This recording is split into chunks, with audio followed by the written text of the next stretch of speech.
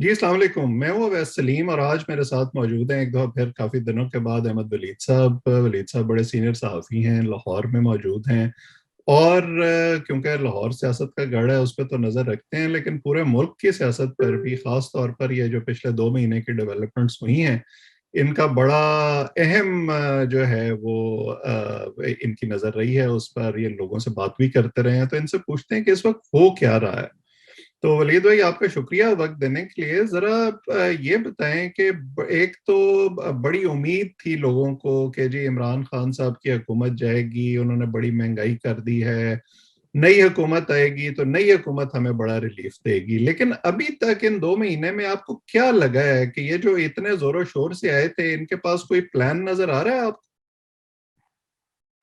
देखें, एक तो नए नए ये लोग आए हैं और बड़ी इन्होंने बहुत बड़ा स्टेप लिया है, बहुत बड़ा रिस्क भी लिया है ये हुकूमत लेकर। और हमारी जो पहले इससे पहले नो कॉन्फिडेंस मोशन से पहले जो इनसे बातचीत होती रहती थी, जैसे पहले भी हमने कई दफ़ा जिक्र किया कि नवाज लीग जो है वो हुकूमत लेने के बिल्कुल मूड में नहीं थी। हम्म। यानी कि राणा सनाउल्लाह समेत इवन हमारी आपसे बात हुई थी कि शहबाज शरीफ साहब से भी मुलाकात हुई, तो उन्होंने बिल्कुल वाज़ेह तौर पर कहा कि ये बैलून जो है इनका खुद ही बस्ट होगा। हम्म। हम कोई ऐसा स्टेप नहीं लेंगे, हमें कोई ज़रूरत नहीं इस वक्त हुकूमत करने की। और जो ज़राए बताते हैं कि नवाज शरीफ ने भी इनको यही पैगाम दिया था। और कुछ ज़राए यहाँ पर हैं जो चाहते थे कि इनको हुकूमत मिले। उनका उस वक्त भी ये कहना था कि नवाज शरीफ जो है वो हुकूमत लेने के लिए मान नहीं रहे। हम्म। इसका मतलब है जो भी मजबूरियां बनी इस्टेब्लिशमेंट की या जिन लोगों की जो चाहते थे कि इनको हुकूमत मिले, आसिफ अली जरदारी और ये सारी पार्टी जो है पीपल्स पार्टी खास तौर पे जिसने ये इनिशिएटिव लिया कि नो कॉन्फिडेंस मोशन जो है हमने लानी है इमरान खान के खिलाफ। अच्छा, बिल्कुल। अब आ गया कि ये कैसे मसाइल हल करेंगे। मसाइल जो है वो, अगर आप तो बैठे हैं अमेरिका में, वहां से आप देख रहे होंगे कि पाकिस्तान जो है किस तरह से किन मसाइल में जकड़ा हुआ। हम्म। और ये मसाइल कुछ छोटे मसाइल नहीं है, और ये मसाइल में 3.5 साल में इजाफा भी हुआ। हम्म। और ये बढ़ते बढ़ते इस लेवल पे आ गए हैं कि आप कोई एक्सपेक्ट नहीं कर सकते कि अगले 8-10 साल कोई यहाँ पर बेहतरी आएगी। बेहतरी किस किस्म की बेहतरी, यानी कहाँ से पैसा आएगा एकदम से जो हम कहेंगे जी हमारे हालात बेहतर हो गए हैं, एक्सपोर्ट्स जो है ज़बरदस्त हो गई हैं, हमारे जो हमसायों के साथ ताल्लुकात हैं वो बेहतरीन हो गए हैं, और हमारी इनकम जो है हमने कोई नई इजादात कर दी हैं या किसी सेक्टर में हमने बहुत ज़्यादा बड़ा काम कर दिया है जिससे हमारी एक्सपोर्ट्स जो हैं वो हमें नज़र आ रही हैं कि अगले 8-10 साल में बढ़ने वाली हैं। हम्म। अगर आप आईटी सेक्टर लें और गारमेंट्स का ये देखें, टेक्सटाइल सेक्टर, बस ये दो मेजर सेक्टर्स हैं जहाँ पे हम समझते हैं कि हम एक्सपोर्ट्स कर सकते हैं। उसमें भी आप देखें कि कितना ग्रेजुअली इजाफा हो रहा है। हम्म। अभी 1 बिलियन के करीब हम पहुंचे हैं आईटी सेक्टर में, और बाकी आपको पता है टेक्सटाइल का जितना भी हमारा मेजर चंक जो है उसी में आता है, लेकिन वो भी कोटाज मखसूस हम्म। हैं, यूरोपियन यूनियन हो या अमेरिका हो, उनके साथ तो कोई कोटा में कोई बहुत ज्यादा इजाफा होता दिखाई नहीं दे रहा। तो इसका मतलब है कि अभी हमने अगले चंद साल मजीद, हम्म। अगर हम किसी एक रास्ते पर चलते रहे, हम्म। अगर सियासी इस्तेहकाम रहा, जो कि आपने देखा कि 2008 से लेके जब से मुशर्रफ रजीम जो है वो गया, उसके बाद आपने देखा जरदारी हुकूमत आई, और उसके बाद फिर नवाज शरीफ हुकूमत आई, फिर आ गया इमरान खान। इमरान खान को बहुत ज्यादा सपोर्ट रही, और पिछले जो दो अदवार थे पीपल्स पार्टी और नून लीग के, उसमें आपने देखा कि किस तरह से अदम इस्तेहकाम जो है जमहूरी हुकूमतों को मिला और क्रिएट किया गया। या समझें कि नवाज शरीफ को नाहल करने के लिए 2014 के धरने स्टेज हुए। सारी दुनिया को पता है कि वो धरने कैसे अरेंज हुए और कैसे नवाज शरीफ को नाहल किया गया। और उससे पहले आप देखें पीपल्स पार्टी के दौर, तो हम्म। उसमें भी अदम इस्तेहकाम रहा, दहशतगर्दी रही। और पाकिस्तान जो है वो किसी किसी इंटरनेशनल कम्युनिटी में कहीं स्टैंड नहीं कर रहा था। हम्म। इसका मतलब है कि दहशतगर्दी ने पहले से इन्वेस्टर जो है उसको डरा के रखा हुआ था, वो आने के लिए तैयार नहीं था। हम्म। उसके बाद फिर सियासी अदम इस्तेहकाम, हम्म। यानी अभी तक इंटरनेशनल इन्वेस्टर जो है या लोकल इन्वेस्टर जो है वो इस कश्मकश में है कि क्या अभी ये हुकूमत चलेगी, मैं कोई इन्वेस्टमेंट कर दूं। यानी आप देखें कि लोग हमसे पूछते हैं कि अच्छा क्या ख्याल है आपका, क्या बनेगा, हुकूमत ये जाने वाली है। यानी ये इन्वेस्टर जो है, छोटे मोटे कारोबार के, बड़े कारोबार वाले लोग सब पूछते हैं।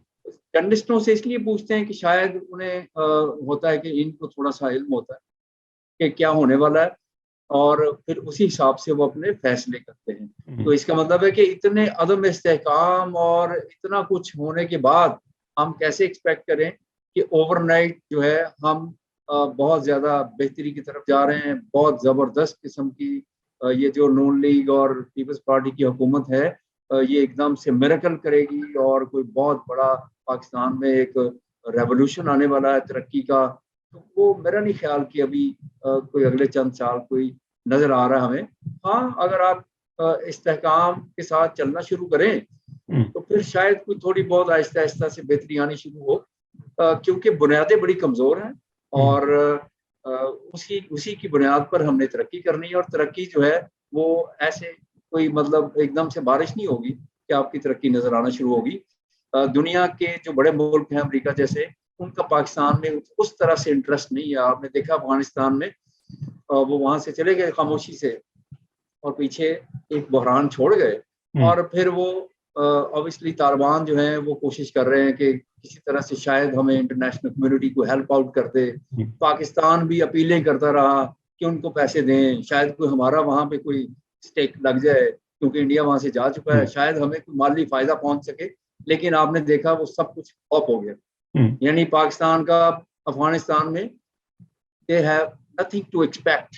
बिल्कुल। यानी वहां से हमें कुछ आसार नहीं नजर आ रहे कि अफगानिस्तान जो है हमें मतलब वहां पे इन्वेस्टमेंट बड़ी आएगी और हमारे यहाँ से लोग जो है कॉन्ट्रैक्टर्स वहां जाएंगे, और चाहे वो सिविलियन हैं चाहे मिलिट्री हैं।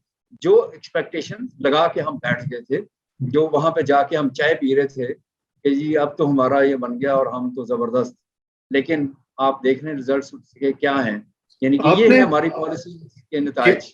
ये बड़ी अहम बात आपने की है कि वो तमाम मुल्क जहां से हमें अमूमी तौर पर कोई ठंडी हवा का झोंका आता था, अब ऐसे लगता है कि उन्होंने भी हमें जवाब दे दिया है। और उसका ताल्लुक शायद उसी इस्तेहकाम से है जिसका तस्करा आप कर रहे हैं कि हर हुकूमत जब आती है वो पिछली हुकूमत पर इल्जाम लगाती है, वो कहती है वो सब बेड़ा गर्क कर गए हैं, अब हम नए सिरे से शुरू करेंगे और ठीक करेंगे। तो वो जो तसलसल है पॉलिसियों का वो तो हो ही नहीं सकता। तो हमें वो एक जमाने में चार्टर ऑफ डेमोक्रेसी की बड़ी बात होती थी, मेरा ख्याल है कि चार्टर ऑफ इकोनॉमी की शायद अब ज्यादा जरूरत है कि तमाम जमातें ये फैसला करें कि वो अपने सियासी झगड़े बाद में निपटाती रहेंगी, लेकिन ये जो मुआशी मसाइल हैं ये शायद उस सियासी जोड़ तोड़ से और झगड़ों से बालातर होने चाहिए।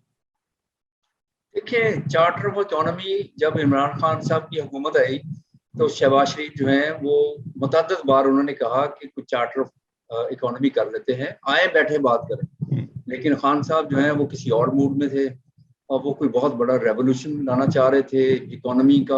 आपने देखा कि एक साल पूरा वो वेट करते रहे कि शायद हमारे दोस्त, बकौल उनके ही, शायद हमारे कुछ दोस्त बाहर से हमें पैसा दे दें, शायद कहीं से डॉलर्स हमें आ जाएं। तो हम एक साल वेट करते रहे कि आईएमएफ के पास हमें नहीं जाना चाहिए। यानी वो हमारी गलती थी, या खान साहब तस्लीम करते हैं कि वो हमारी गलती थी। अब आप अंदाजा करें कि एक साल आपने वेस्ट किया किस चक्कर में कि शायद हमें डॉलर्स आ जाए। यानी कि ये बच्चों के जैसे ख्वाब नहीं होते कि शायद कोई, मैं बाहर निकलूंगा, दरख्त जो है ना वहां से कुछ पैसे गिरेंगे, मैं उठा के ले आऊंगा और मेरे ही घर में मैं चीजें जो दिल करेगा मैं खरीदूंगा। तो ये बचगाना किस्म की सोच है।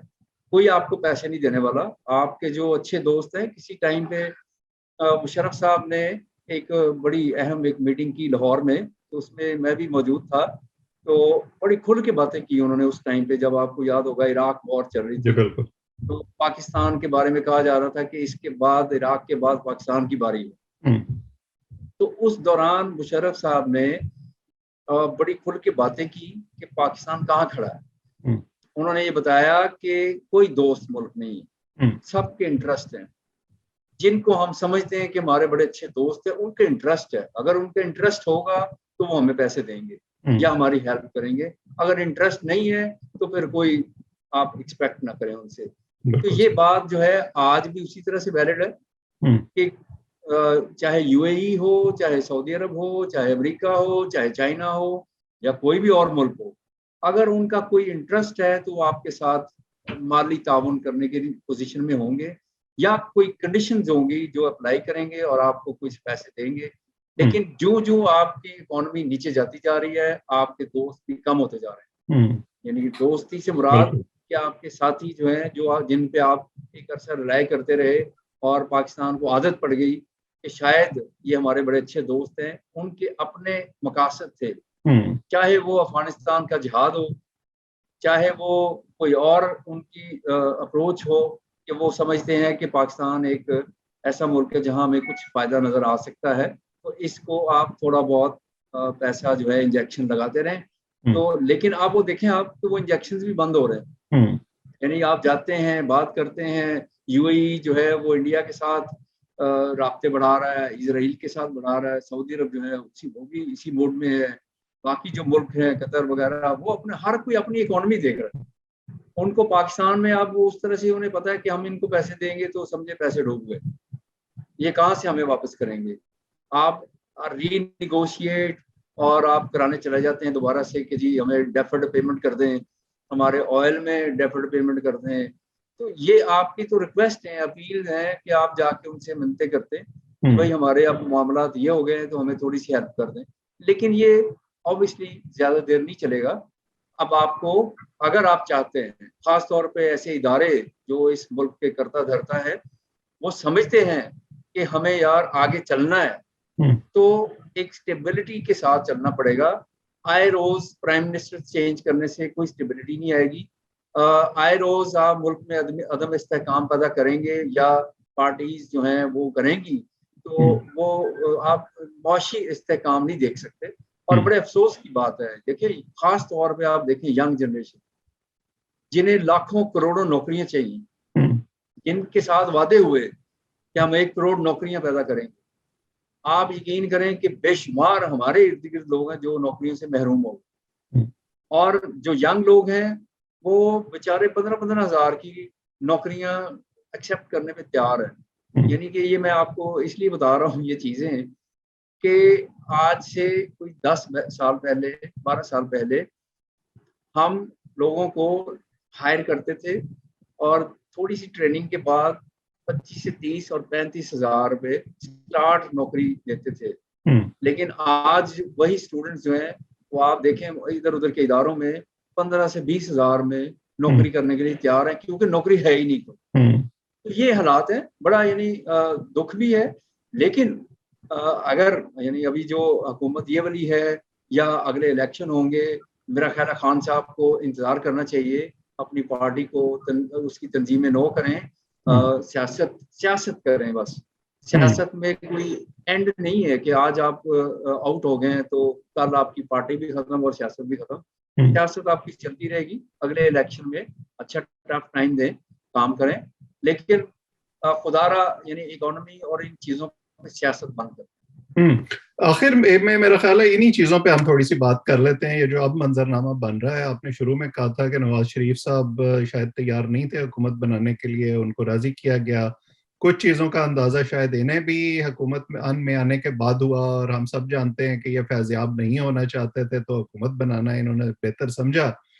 तो अब जब ये हुकूमत में आ गए हैं और आपकी हुकूमत में शामिल लोगों से बात होती है, अब क्या अंदाजा आपको हो रहा है कि ये अगर पूरा टेन्योर करते हैं, 1 साल हुकूमत करते हैं, तो ये तैयार हैं उसका पॉलिटिकल फॉल आउट लेने के लिए, या इमरान खान साहब जिस तरह मोमेंटम बना रहे हैं उनको उसका सियासी फायदा ज्यादा होगा? देखिए, इमरान खान साहब ने एक तो सियासी फायदा ले लिया कि ऐसे टाइम पे उनकी हुकूमत गई जब बिल्कुल लोएस्ट एप पे थे वो, यानी सबसे नीचे जा रहे थे। उन्हें उनके जो जितने मिनिस्टर्स हैं, जितने पार्टी के लोग हैं, वो समझते हैं कि हम तो डूब रहे थे और इन्होंने हमें नई जिंदगी दे दी। और ऐसा वोटर जो उनसे बिल्कुल कारकर्दगी से मायूस हो चुका था और उनसे दूर जा चुका था, वो वापस उनके पास चला गया। जो भी इमरान खान साहब ने इसमें नैरेटिव अडॉप्ट किया, यानी बैरूनी साजिश हो या जो भी हुआ कि हुकूमत हमारी गिरा दी गई, तो उससे पीटीआई को फायदा हुआ। एक फायदा तो वो ले चुके हैं यानी कि अपने बॉर्डर को थोड़ा वापस ला चुके हैं। दूसरा आ गया कि जी जो पाकिस्तान मुस्लिम लीग नून है, इसकी जो पॉलिसीज आगे चलेंगी उससे इमरान खान कितना फायदा उठाएंगे। अब जो टफ डिसीजंस हैं, टफ डिसीजंस के बाद ऑब्वियसली नून लीग को हिट करेगा ये सारा कुछ, उनकी पॉपुलैरिटी का ग्राफ नीचे जाएगा।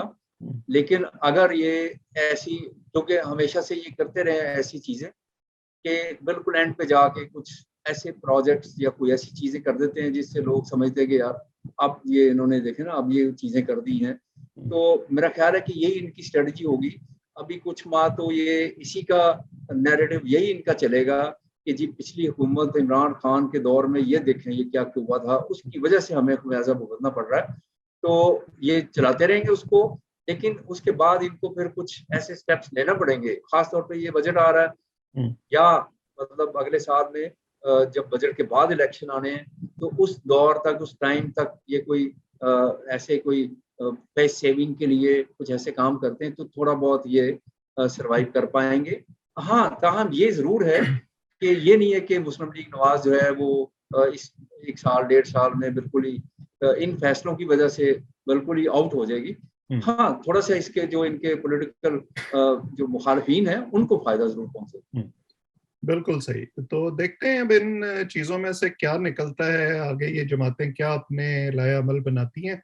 जो लोग हमें देख रहे हैं वो इस चैनल को सब्सक्राइब करें ताकि हमारी गुफ्तगू आइंदा भी आप तक पहुंचती रहे। माफ कीजिएगा, आज इतना ही। आप सबका बहुत बहुत शुक्रिया।